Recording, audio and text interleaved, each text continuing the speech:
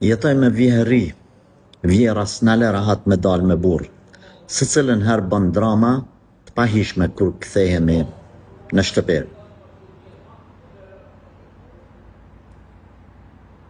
Shumë janë kompliku këto situata mes rejes, vjerës, djalit, babës, saqë është problem me dhënë një përgjigje të prerë në këto raste.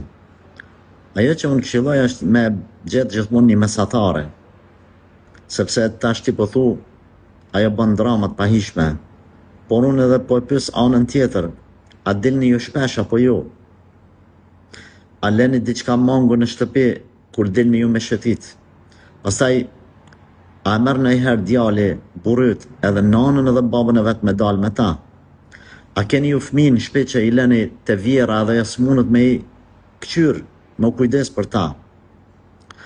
Ka raste kur ju shkoni me orë të tëra, apo edhe ndoshta për ditë, edhe i leni ata edhe pa ushqim, edhe pa kujdes, për kujdesje.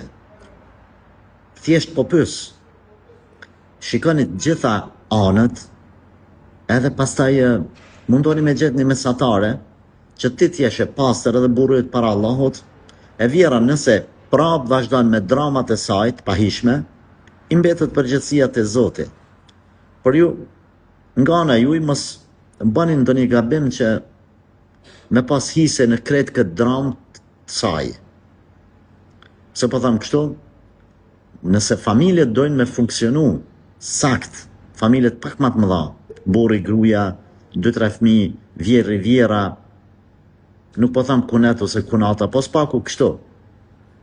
Atëherë duhet patjetër me pas tolerime, me lëshu pe, të gjitha palët.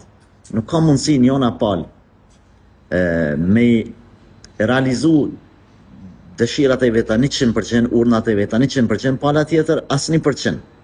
Vjeri pak lëshon pe, vjera pak, burri, ti, të gjithë nga pak.